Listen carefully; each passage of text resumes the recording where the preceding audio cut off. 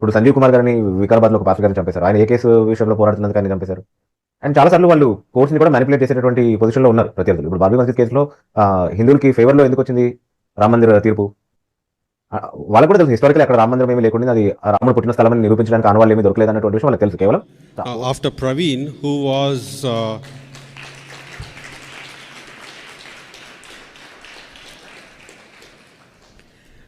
after Praveen, who was a party in person, representative on the anti-conversion bill, now that task has been taken over by Brother Bibu, who would represent before the Supreme Court.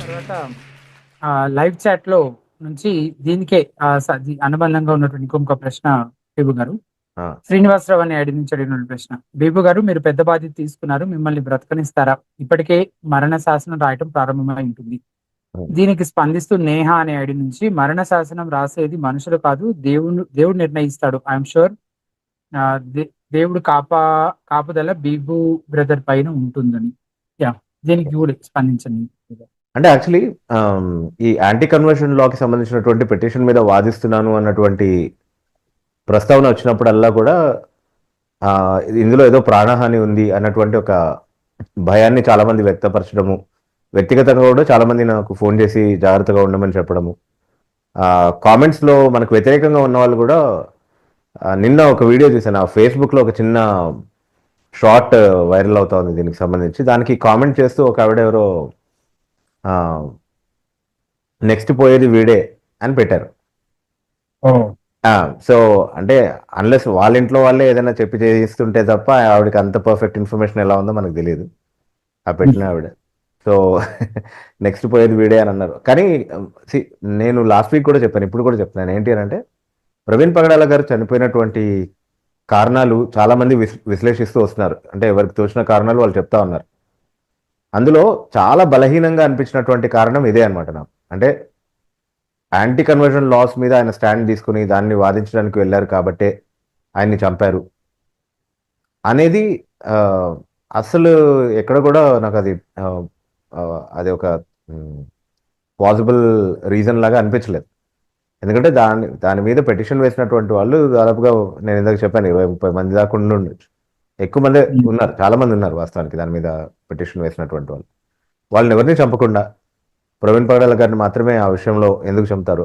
ఇంతకంటే వివాదాస్పదమైనటువంటి కేసులు వచ్చాయి supreme court ముందుకి. బాబ్రీ మసీద్ case కావచ్చు, లేకపోతే వక్ఫ్ బోర్డుకి సంబంధించినటువంటి కేసులు కావచ్చు, లేకపోతే ఇంకా చాలా వచ్చాయి కదా ఇట్లాంటివి. సో అవన్నిట్లో ఎవరిని చంపుకోలేదు. కోర్టు ఏం తీర్మానం ఇస్తుంది అన్నటువంటి విషయాన్ని చూసే ప్రయత్నమే చేశారు తప్ప. అండ్ చాలాసార్లు వాళ్ళు కోర్ట్స్ని కూడా మ్యానిపులేట్ చేసేటటువంటి పొజిషన్లో ఉన్నారు ప్రత్యర్థులు. ఇప్పుడు బాబ్రీ మసీద్ కేసులో హిందువులకి ఫేవర్లో ఎందుకు వచ్చింది రామ మందిర తీర్పు? వాళ్ళకు కూడా తెలుసు హిస్టారికలీ అక్కడ రామ మందిరం ఏమీ లేకుండా అది రాముడు పుట్టిన స్థలం అని నిరూపించడానికి ఆనవాళ్ళు ఏమీ దొరకలేదు అన్నటువంటి విషయం వాళ్ళకి తెలుసు. కేవలం కోట్ల ప్రజల విశ్వాసము దెబ్బతీసే విధంగా ఉంది కాబట్టి వాళ్ళకి ఫేవర్లో ఇద్దామన్నటువంటి ఒకే ఒక కన్సిడరేషన్తో ఇచ్చారు దాన్ని. ఆ ఫెయిత్ ఆర్గ్యుమెంట్ కూడా సుబ్రహ్మణ్యం స్వామి రేస్ చేసి వాళ్ళ ఫేవర్లో తీసుకొచ్చారు. సో అట్లాంటివి కూడా జరుగుతున్నాయి ఈ దేశంలో. కాబట్టి చంపుకునేంత రిస్క్ తీసుకోవాల్సిన అవసరం లేదు మన ఫేవర్లో జడ్జ్మెంట్ రావడానికి. అంటే వేరే ప్రయత్నాలు అన్నీ అయిపోయి ఇంకా యాంటీ కన్వర్షన్ లాస్కి ప్రవీణ్ పగడాల గారిని చంపితేనే అవుతుంది లేకపోతే అవ్వదు అన్నటువంటి పరిస్థితి ఏదో ఏర్పడింది అన్నట్టుగా అయితే నాకు అనిపించలేదు. So that is the weakest of the reasons. దాని కారణంగా నన్ను చంపేస్తారని ఒకవేళ నిజంగా భయపడినా, ఒకవేళ ఎవరికైనా అది సంతోషంగా అనిపించినా, ఆ రెండు వ్యర్థమే వాస్తవానికి. అట్లాంటిది ఏమీ లేదు. కాకపోతే సువార్త పని మీద చంపబడినటువంటి వాళ్ళు చాలామంది ఉన్నారు. వాళ్ళు ఎవరు యాంటీ కన్వర్షన్ లాస్ కానీ అట్లాంటి చట్టపరమైనటువంటి పోరాటాల్లో కానీ ఎక్కడ ఇన్వాల్వ్ అయ్యి లేకపోయినప్పటికీ చంపబడినటువంటి చాలామంది సువార్థికులు ఉన్నారు. ఆ కోవకు నేను కూడా చెందినవాడిని కాబట్టి ఎప్పుడైనా నేను కూడా హతసాక్షి అవ్వాలన్నటువంటి ఉద్దేశం దేవునికి ఉంటే కనుక సువార్త కోసం నేను కూడా అయ్యే అవకాశం ఉంది. అది ఈ కేసు తీసుకున్నా తీసుకోకపోయినా అయ్యేది అవుతుంది. ఇప్పుడు సంజీవ్ కుమార్ గారిని వికారాబాద్లో ఒక పాస్టర్ గారిని చంపేశారు. ఆయన ఏ కేసు విషయంలో పోరాడుతున్నందుకు ఆయన్ని చంపేశారు? అక్కడి నుంచి స్టార్ట్ చేసుకుంటే మనకి రీసెంట్గా గుర్తున్నటువంటి డెత్స్, పాస్టర్లని దాడి చేసి వాళ్ళని చంపి లేకపోతే వాళ్ళని ఇబ్బంది పెట్టినటువంటి అన్ని సందర్భాల్లో వాళ్ళు ఏ కోర్టు కేసెస్లో ఇన్వాల్వ్ లేరు. అయినప్పటికీ వచ్చింది కదా సమస్య వాళ్ళకి. సో బేసికలీ సమస్య ఎక్కడ అంటే సువార్తకు పరిచారకుడిగా ఉంటే సమస్య.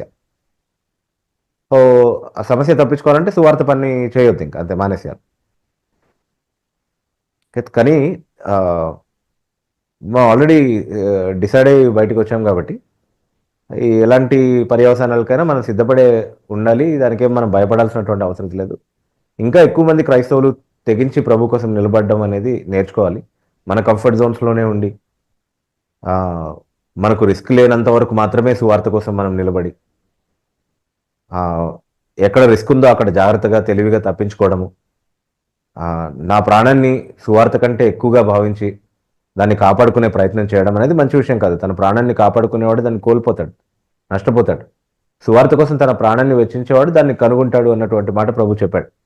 మనము మన ఈ భూమి మీద ఈ లోకంలో మన ప్రాణాలని కాపాడుకొని సువార్తని పణంగా పెట్టి మన ప్రాణాలని కాపాడుకొని మనం పెద్దగా మనగలిగింది ఏమీ లేదు. కాబట్టి ప్రభు కోసం చేయాల్సింది బాధ్యతగా మనం చేద్దాం అందరం కూడా. దానికోసం భయపడాల్సినటువంటి అవసరం ఏమీ లేదు.